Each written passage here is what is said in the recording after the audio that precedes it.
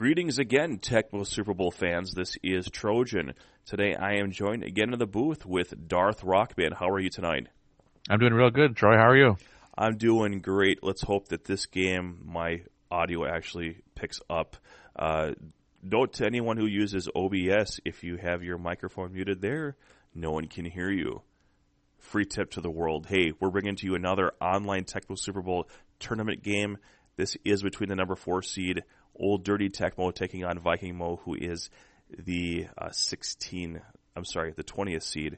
And this is a matchup that was picked by Old Dirty Tecmo. This is the Bengals versus the Dolphins. A pretty common matchup. Usually most teams I see that when this is called end up picking the Bengals as player 2. But this time Vikingmoe is staying with the Dolphins. Seems to be a fan favorite for him. Yeah, this is a good matchup, I would say. It all depends on your different style. With Miami, you're going to get, Marino with the fast quarterback. You're going to have some good receivers. You're going to have some good safeties at defense. On Cincinnati's side, you'll have a pretty good offense. You'll have a 19 max speed quarterback, and you'll have Fulcher at defense. But he's locked in at that bottom safety position. So that's the downside to Miami. But we'll see if Miami's running game can, depending on his playbook, will have any impact against that. We'll find out once the Dolphins get the ball. Looks like we have an offset eye playbook mixed with some run and shoot. We have nothing disguising pass 4 or pass 3 or run 2.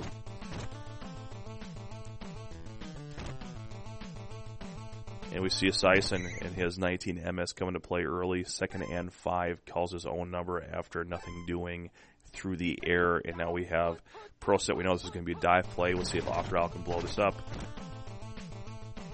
Nice. Yeah, it looks like they call a running play on that because the middle was stopped, and so he bounced that out and got a few yards on that. So James Brooks definitely a threat in the backfield or as a receiver in this matchup.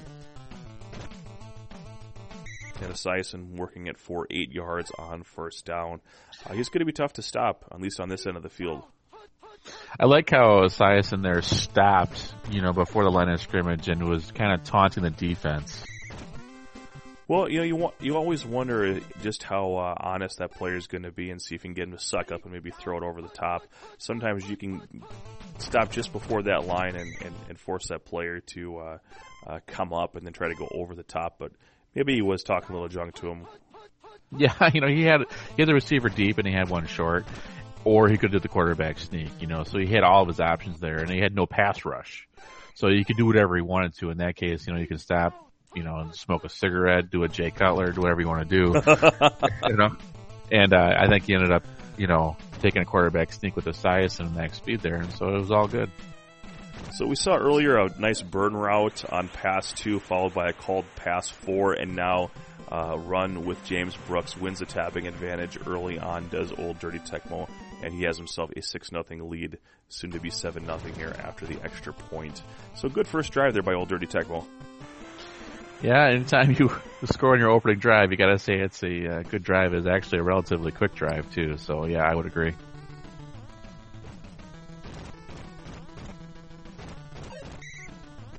Tony Page getting what he can there early on, hitting power, not really coming to play there on that return single back formation for Marino. Called play here underneath the Smith loss on the play, but not as bad as a sack. 2nd down and 12.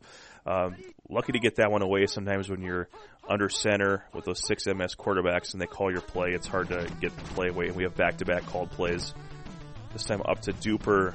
Looked like he was in a good position to dive catch that, and just outside of his outstretched arms there. 3rd down and 12 coming up, and fairly one-dimensional in the play calling so far. Yeah, with Miami that can happen. You don't have the greatest running back. But, he does have a couple. Oh, wow, look at that. He catches it in stride, tries to out-tap him, and gets a nice play. Vikingmoe with hitting a 15 on that grapple. So looks like the tapping is not 100% decisive here because ODT won a grapple before. And that was that weird double player occupies the same frame glitch where there's no engagement the receiver just runs free after the reception with Jensen there against Fulcher. And now we have 3rd and 2. Go ahead. I'll say Vikingmoe has improved in his tapping significantly. There was a time where I never had to worry about Vikingmoe and out-tapping me, but he has learned the side-to-side method in talking with him, and I would say I have seen him get into the 17s before. You just saw a 15. So he is, as far as that is concerned, he is definitely one to, have a tapping battle with. So we'll see how he can keep that up throughout this game. Well, as I think that we might be the fastest broadcasting tapping team in Tecmo. The two of us, we've both been in that 17 range and beyond before. So, but that's impressive territory. That's elite, and looks like we have a called play on 4th down. So, despite fast taps, Vikingmoe cannot convert on a 4th down, and now Old Dirty Tecmo takes over with some breathing room and an opportunity to go up 2 scores here. Yeah, tapping will not always. It's an advantage. It's definitely not a game. It's not a game breaker all the time. It looks like we have ourselves a pass 1, and underneath the Jennings, and he wisely gets out of bounds. 2nd down and 2, 4:37 left in the 2nd quarter. Pass 3 incoming here. 2 receivers to cover. I don't like how he's going back. I know he's trying to get a little bit of an arc. Incomplete here. The issue with Esiason, he delivers the ball so quickly, it's hard to get those JJs. Yeah, a lot of people don't like Esiason because of that, because his speed is up there.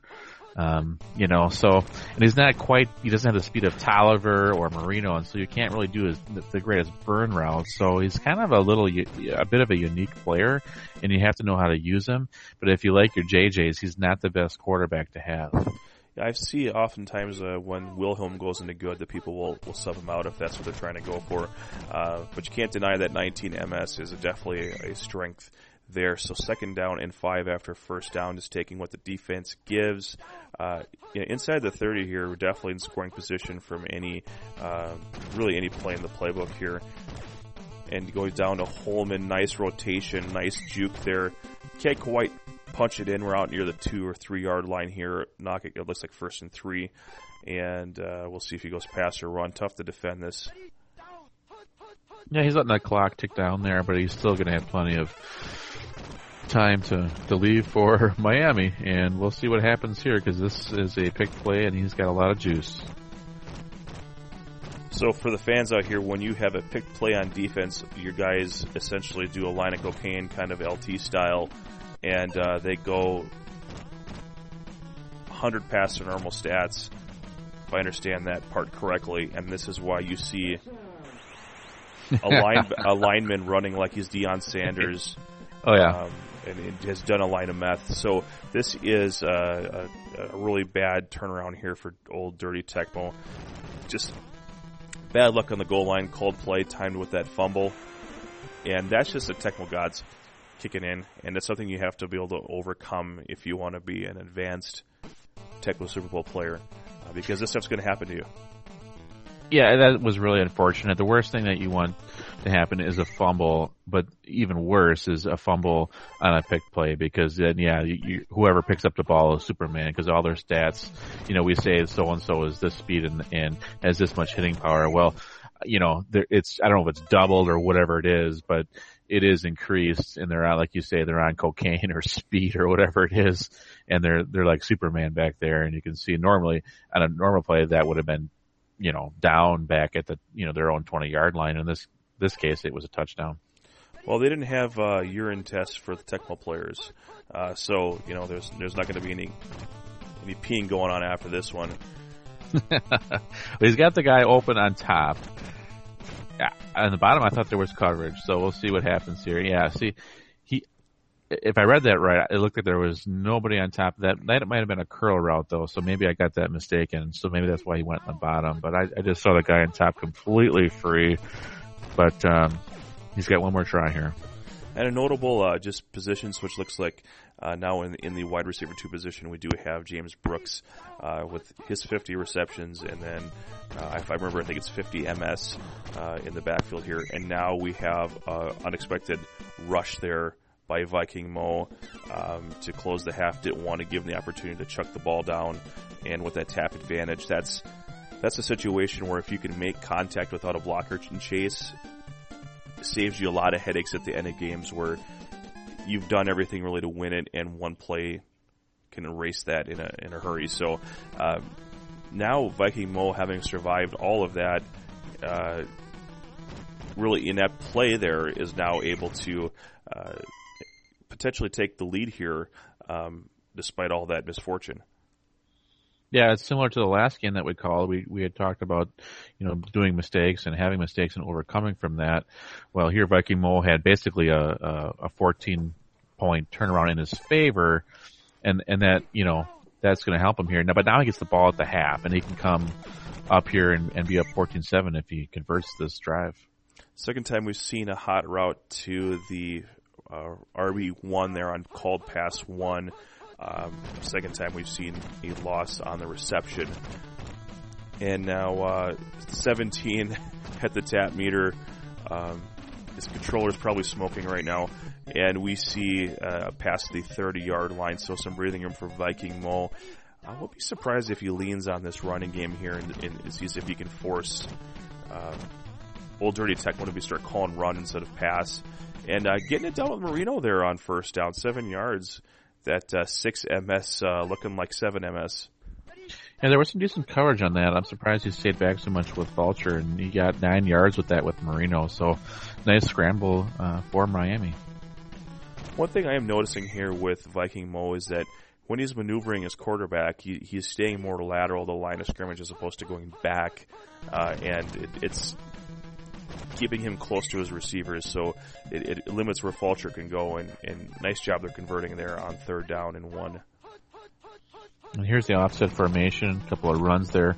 He's taking Francis, and that's kind of what you want with offset. With offset formation, Francis is in a better position because he can kind of come down and stop the middle. He can kind of stop, and the run 1 position is better. But then if he throws in the pass 2 offset, you don't want to be with Francis. So we'll see if he can bait them. In that case, maybe he picked pass 2, and that's why he took Francis. So, you kind of play that game a little bit with what you're taking and who you're picking, and let's see if he can kind of play on that a little bit. Nice completion down to Jensen. That's just a little Tecmo nugget. A lot of people don't realize that Jim Jensen and what he can do. He is not the starting tight end for the Dolphins, but he's certainly typically the better option. He had the 69 receptions, and now we have a pass to Mark Logan, and now Vikingmoe taking the lead.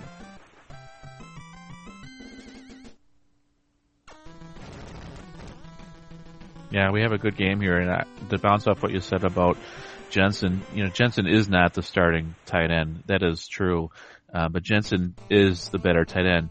He's got 69 receptions, and so the starting tight end, Edmonds, has 50 receptions. So Edmonds is a little bit faster, but you got to play off that 69 receptions with Marino's passing control. You basically have 3 receivers that you can throw hot routes to and not worry about an interception for the most part.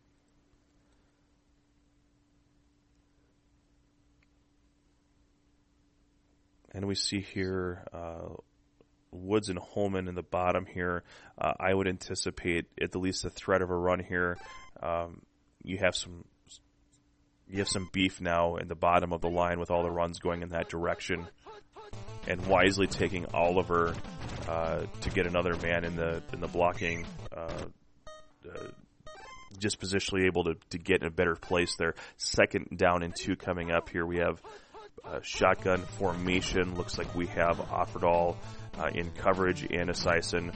We've seen this all game, scooting ahead for well more than 5 yards. Just about every time he's had the ball, and now he's in good, so he's really moving. He's at 25 MS. We'll see what Old Dirty Tecmo does for time management here. Now, this is the 4th quarter. We're just going into it. He's checking health, but he's already at the 25 or 30. I'm not exactly sure. Yeah, he's at the 25 here.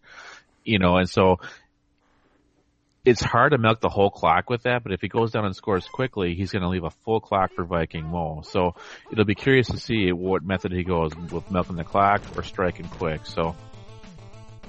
And I think he answered the question here. I don't think he's going to do the Bojacks and juke with these guys, and he's going to go and toss up to Holman. And this is going to get to the end zone here, and he's got himself a touchdown. So this is huge. So I think I think last time we did a broadcast, you looked in the crystal ball, man. That's crazy. Well, it was a good play because he was kind of in between there with clock management. He really was. He wasn't going to milk that whole clock. He was going to leave time for Vikingmoe. If he wanted to score very quick. And that's why he did that. Because now Vikingmoe goes, he may still leave time for Old Dirty Tecmo to get the ball back here. So it all depends on Vikingmoe's time management now. Vikingmoe now really should milk the clock out as much as he can. And of course, now the pressure is on Vikingmoe to do something with this possession and get points on the board. You play from a different place when you have the lead than versus when it's a tie game. Yeah, and if he leaves something open deep, you take it and you score quickly. You don't just say, "Well, I need to run the clock out." If you can score, you got to score and put the pressure back on the other guy. But you can see here he calls a run right away, and why is that? Well, that's going to milk the clock a lot more. Now he's not. Well, he bounced out of that. I was just going to say. If it doesn't get you a first down, it's not going to help you much. But in that case, he bounced out and got a first down. So, well, Sammy Smith doing his best Bo Jackson impression there. That was great. Well, he's looking good. And now Logan. I didn't see what it was. I know that Smith has that hitting power by default. It's pretty high, but his taps are coming into play, and it just seems to be getting it done. This time back up to Smith. And now he's in a situation where, how much time does he want to waste here before he scores? Yeah, we'll see if he calls some runs here. And sure enough, there's a run, and that's it. And so that's the kind of risk you take if you're on defense. If you don't pick run, you got Marino open with all these receivers, and you're getting a burn route. But if you don't pick a run, well, now he's going to milk the clock on you. Underneath to Logan, it is complete, about 8 yards. This looks like 7 yards on first down. Boy, I tell you, I thought that wide receiver 2 looked pretty darn open with Marino delivering the ball there. Elects to hang on to it. And now Logan bounces to the outside. Touchdown, Dolphins. I saw that too, that wide receiver 2 was open, and he might have not have taken that, maybe because of the angle so much, but also too, he only needs a field goal to win, so if he continues to milk the clock, he's okay. In this case now, he milks some more time off the clock, scored a touchdown, he's kicking it back, but there's still enough time for Old Dirty to do some damage here. And we're coming now near the 1 minute mark here in the fourth quarter. Pressure is on the higher seed Old Dirty Tecmo, trailing Vikingmoe 14-21. Offensively, what are you? It looks like an offset eye here, but who's the better threat here, Brooks or Brown? Well, the receivers here and the tight end are basically mirror images of each other, in my opinion. They might have a few different stats here and there, and I didn't look at all of them. But whenever I've had Cincinnati, it's like they're all kind of the same. So you don't have one guy that this is the guy you're going to go to, which is kind of good and bad because you can go to any play, but it's kind of bad because you don't have that super, amazing receiver that's going to get you your JJ. And well, apparently you don't need a superhuman JJ because you got Holman. And we see here Holman getting it twice, so 2 catches is going to look real good on his stat sheet. And if you're Vikingmoe, knowing you have taps there, is diving with 13 seconds left really the right decision there? Well, yeah, I don't know. I mean, I was more concerned with whether he was going to call a timeout or not. Well, I take that back because he needs a touchdown here. So, yeah, he is. Because that's the difference now, 3 seconds versus time expiring with that last play here. I think he could have let that grapple finish out.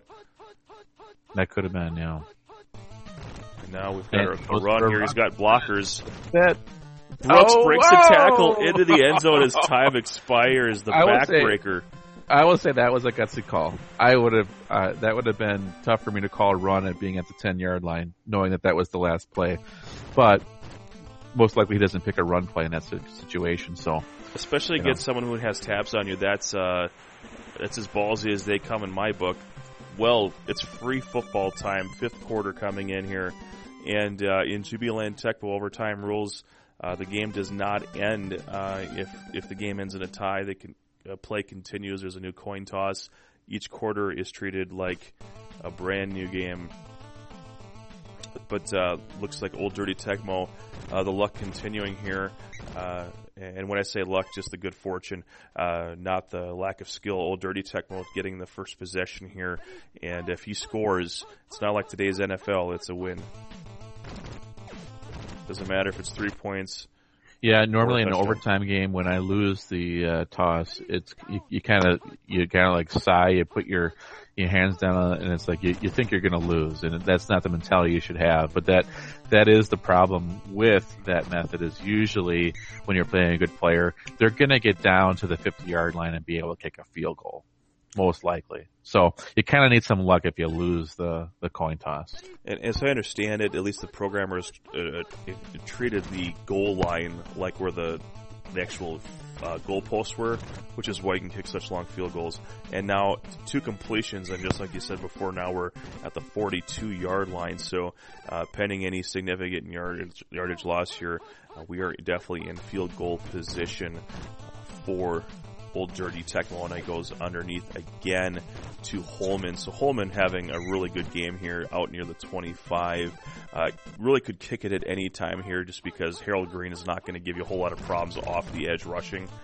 But taking a sure thing up the middle, and Old Dirty Tecmo says, I don't need no stinking field goal. James Brooks wins the game for Old Dirty Tecmo. What a matchup today. Yeah, he says enough is enough, and he goes, I don't want to risk kicking a field goal against Offerdahl or whoever may be there. And he says, let's just finish this game and score a touchdown, and there he goes, he takes it. Well, if you want to know what happened in this game, I have 2 words for you. Ronnie Holdman. That 224 out of 276 total passing yards. Roddy Holman has 224 reception yards there. And with 136 on the ground. So despite the close score there, we had that big fumble return, so that explains the disparity. But really just a great offensive performance there by Old Dirty Tecmo. Vikingmoe having a chance there, but unable to keep him on the last play. And that's part of what Kent said. And not that Vikingmoe is certainly in that upper tier of known players, but that's the kind of thing that you needed to overcome and find a way to win a game no matter what the situation on the scoreboard is, and take what's in front of you and take it. So Old Dirty Tecmo pulling this one away 27-21. Any final thoughts from you on this one? Well, I'll just say, you talk about how great of a game that Holman have, and he did have a great game. And, we talked about, who do you go to on Cincinnati, but it goes back to you got to go to who's open. You have McGee as your number 1, you have Brown as your number 2, and you have Holman as your tight end, but they all have 56 receptions, and they all have basically 31 or 38 max speed. So it's not as if Holman is that great of a player. He's a great tight end, but, you go to who's open. And that's what he did, and he got 224 yards. He overcame that, or actually say didn't overcame it, but he actually had that lucky, or actually no, he did overcome that defensive touchdown by Vikingmoe. So not only is he a good player, but he went to his open. He used his assets that he had, and he comes up with the overtime victory of 27-21. Well, it looks like we have some good news for both players. Old Dirty Tecmo, obviously with the win, advances in the winner's bracket. But Vikingmoe is not out of this one. Even though he loses this game, he goes down into the loser's bracket. You have to lose twice in this tournament to be out of it. So we may be seeing Vikingmoe do some damage as this progresses, because he certainly put up a good fight in this one. And I would anticipate he wins another game or two for sure. So Vikingmoe, good game, Old Dirty Tecmo. And I'd like to thank you again for joining me here in the broadcast booth. It was a lot of fun tonight. I had a lot of fun, too. Thanks for having me again. Well, guys, if you enjoyed this video, you know what to do. Leave that comment below and hit that like button. If you didn't like it, hit thumbs down. Let us know why you didn't like it. And if you want to get into this online Tecmo scene, a lot of friendly faces out there. We can show you the ropes, get you involved. Let us know in the comments. We'll get you pointed in the right direction. And check out the link to the tournament bracket in the description so you can see exactly what's been going on in the tournament. And then if you want to see other videos from this tournament, hit subscribe and you'll be able to see what else we have in our video list for this tournament. So thanks for watching, and we will catch you next time on GBLAN Online Tecmo.